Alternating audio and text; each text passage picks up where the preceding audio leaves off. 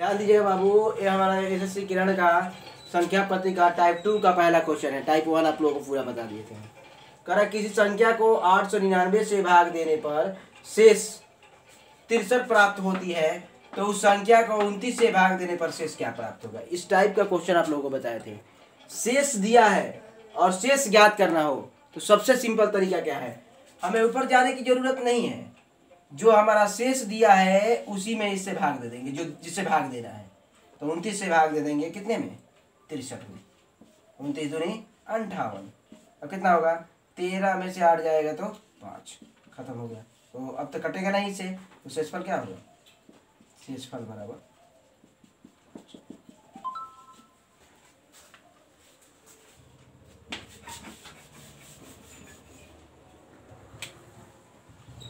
दूसरी विधि से क्या करना है बाबू। दूसरी विधि क्या है, दूसरी विधि इसका यही होता है कि जैसे देखिए किस संख्या में इतना संख्या को 899 से भाग देने पर 899 है, इसमें भाग देने पर शेष कितना आता है 63। तो ये शेष को हम जोड़ देंगे, 63 जोड़ देंगे। 63 जोड़ने के बाद ये संख्या हमारी आ जाएगी। तो 9 3 12, हाथ में 1, 9 6 15 1 16, क्या होगा 8 1 9, 962 आ गई हमारी संख्या। 962 आ गई। अब ये हमारा संख्या का मान हुआ। तो इस संख्या को किससे भाग देना है, 29 से भाग देना है। तो 29 तिया का कितना होगा, नतिया 27 2 3 6 87 होता है। 3 बार में 87 हो गया। 16 में से 7 गया 9, 29 थी फिर कितना होगा 87। 12 में से 7 जाएगा तो 5। शेष पर क्या होगा, आंसर। ध्यान दीजिएगा बाबू, ए स्टार का न्यूनतम कितना मूल्य रखा जाए कि इतना संख्या को 9 से विभाजित करने पर 9 से पूरी तरह विभाजित हो जाए। कहने का मतलब स्टार के स्थान पर क्या होगा कि ये पूरी संख्या 9 से विभाजित हो जाए। तो आप लोगों को बताए थे हम कि 9 से विभाजित होने के लिए नियम क्या है, जो भी अंक दिया है सबका योग अगर 9 से विभाजित है तो 9 से विभाजित हो जाएगा। तो सबको जोड़िए, 4 + 5 + 1 plus star plus 6 plus 0 plus 3, जोड़िए 5 और 9 10 10 6 16 16 3 19। अब प्लस स्टार। अब ध्यान से देख रहा है बाबू, 9 के पहाड़ा में कटने के लिए हमारा 19 आया है। तो 9 के पहाड़ा क्या होता है, 9 9 दूनी 18 और 9 तिया 27 होगा। क्योंकि देखिए 18 तो होगा नहीं, संभव नहीं है, कुछ भी रखेंगे तो 27 लाना है। तो 27 किस संख्या को जोड़ेंगे तो 27 होगा हमारा। तो कुछ नहीं करना है, 19 प्लस स्टार बराबर में लिख देंगे 27, क्योंकि इसके बाद 27 ही आता है। तो स्टार बराबर क्या होगा, 27 - 19। 17 में से 9 जाएगा 8। तो आंसर में क्या होगा 8। तो स्टार का मान क्या होगा बाबू 8। ध्यान से एक बार देख लीजिए, ये सब जोड़ने के बाद 19 प्लस स्टार हुआ। तो इसके बाद 9 के पहाड़ा में क्या आएगा, 9 के पहाड़ा में 18 तो संभव है नहीं, अगर एक भी रखते तो 18 नहीं आएगा, आएगा 27। तो 27 19 प्लस स्टार बराबर 27 लिख देंगे। ये प्लस है तो माइनस, ये कितना होगा, 27 में से 19 जाएगा तो 8। स्टार के स्थान पर क्या हो जाएगा 8। आंसर हमारा होगा 8। ध्यान दीजिए बाबू, 3 द्वारा विभाजित 3 अनुक्रमिक प्राकृत संख्याओं का योग 45 है। तो इसमें लघुत्तम संख्या क्या होगी, लघुत्तम माने छोटी, 3 से विभाजित होने वाली वो कौन सी 3 संख्या है जिनका योग 45 है। तो बाबू आप लोगों को बताए थे कि 3 संख्याओं का योग कितना है 45 है। तो बाबू अगर इसे हम कटाते हैं तो एक संख्या का योग तो 45/3, 15 3 45। तो जो भी आएगी वो बीच वाली संख्या आएगी। कटाने के बाद जो भी आती है ये बीच वाली संख्या आती है। तो बाबू एक बगल की लिखेंगे, उसके बाद वाली, एक पहले वाली। लेकिन बाद वाली पहले वाली लिखना होगा तो इसमें भी ध्यान देना होगा, 3 से कटने वाला होना चाहिए। कि जो इसके बाद संख्या लिखेंगे वो 3 से कटने वाला होगा, और इसके जो पहले लिखेंगे वो 3 से कटने वाला होना चाहिए। तो 15 के बाद 16 आता है तो 16 तो कटेगा नहीं, 18 ये 3 से विभाजित हो जाएगा। इसके पहले 15 के पहले हो जाएगा हमारा 14, तो 3 से कटेगा नहीं। 13 होगा, नहीं कटेगा 12, तो 3 से विभाजित हो जाएगा। तो हमारी आंसर क्या होगी, आंसर हो जाएगी 12। क्या कह रहा है, लघुत्तम संख्या। तो लघुत्तम संख्या बराबर 12। जब भी हमारा क्वेश्चन दिया हो, जैसे जितने अंक का योग हमारा दिया हुआ हो, जैसे मैंने 3 संख्याओं का योग दिया था, तो 3 बराबर 45, तो 1 बराबर हम निकालेंगे तो कितना होगा 15। तो जब भी ये कट के आएगा तो बीच का मान आएगा, और उसके अगल बगल वाला लिख देंगे, काम खत्म।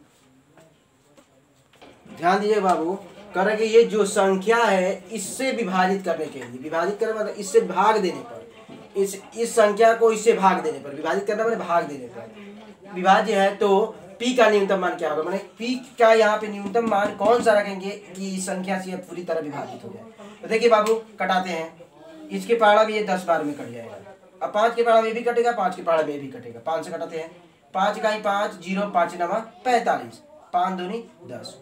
अब बाबू ये कहने का मतलब p का न्यूनतम मान क्या होगा, न्यूनतम मान, तो मान लीजिए हम p का न्यूनतम मान यहाँ 2 लेते हैं, पूरी तरह कट जाना चाहिए, तो देख लीजिए ये 36 दूनी 72 कट जाएगा। अगर 4 लेते हैं तो 4 भी कट जाएगा, 4 रखने पर भी 74 भी कट जाएगा 2 के पहाड़े में। लेकिन ध्यान देना है 4 रखेंगे तो न्यूनतम मान बोला है, सबसे छोटा मान, तो सबसे छोटा मान क्या है 2।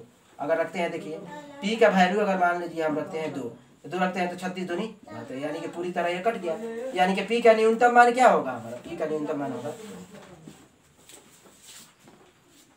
बाबू बोला है कि संख्या में इससे भाग देने पर p के स्थान पर कौन सा न्यूनतम मान रखेंगे कि पूरी तरह इस संख्या से 3340 से पूरी तरह कट जाएगा। देखिए तो भाग दिए हैं तो 10 बार में कटा है, फिर 5 के पहाड़ा में कटा है तो इसे 109 बार में कटा है, 5 के पहाड़ा में 2 बार में कटा है, यहाँ 2 तो 2 से ये तो कटने वाला नहीं है। अब यहाँ क्या रखेंगे कि 2 से कट जाए, तो मान लीजिए अगर 1 रखते हैं हम, न्यूनतम सबसे छोटी संख्या 1 है, 1 रखते हैं तो 2 के पहाड़ा में 71 कटेगा नहीं, तो उसके बाद 2 आएगा, तो 2 रखते हैं तो 36 दूनी 72 कट जाएगा, यानी कि p का न्यूनतम मान क्या होगा 2।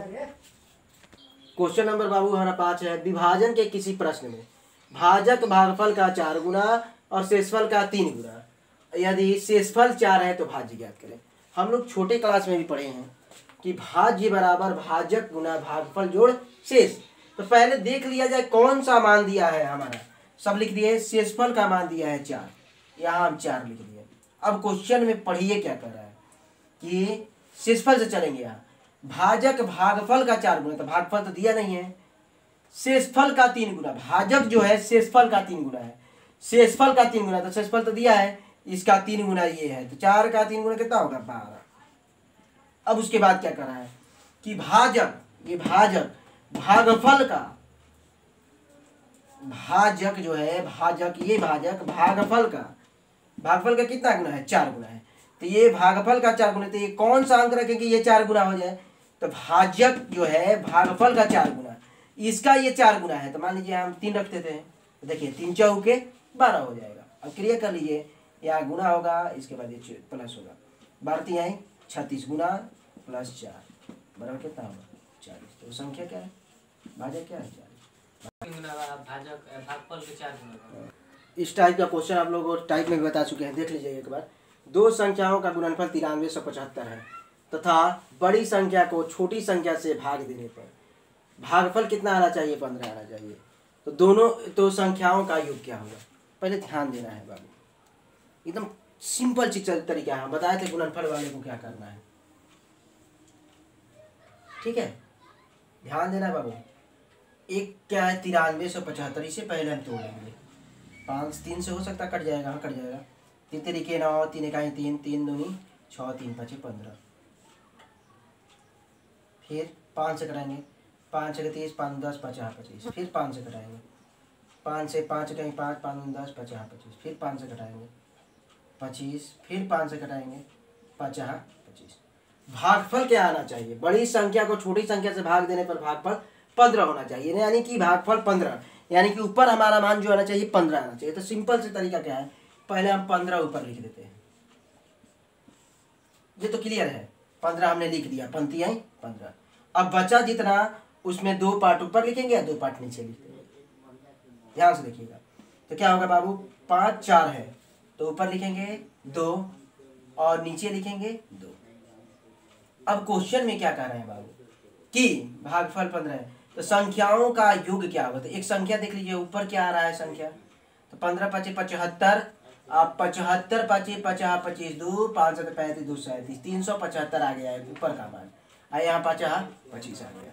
एक संख्या ऊपर वाला 375 हुआ, नीचे 25 हुआ, दोनों का योग कह रहा है 0 0 4, आंसर 400। ध्यान से देखिएगा बाबू, एक बार फिर से कल बाबू के किसी संख्या के दो संख्या गुना 9375 है तथा बड़ी संख्या को छोटी संख्या से भाग देने पर भागफल 15 होना चाहिए, अरे भागफल 15 आना चाहिए, अरे ऊपर 15 होना चाहिए। तो 25 15 कर दिए और 5 बचा 4, तो 2 ऊपर कर देंगे 2 नीचे। अगर इसे कटाते हैं हम 5 से 5 खत्म, फिर 5 से 5 खत्म, तो 15 भागफल आ जाएगा। तो कह रहा है कि दोनों संख्याओं का योग क्या होगा। तो एक संख्या हमारा 375 हुआ, ऊपर गुणा करेंगे 375 और नीचे वाला 25। अब हो गया बड़ी संख्या 375, छोटी संख्या 25, दोनों का योग कर रहे हैं तो 400 हो जाएगा। सिंपल।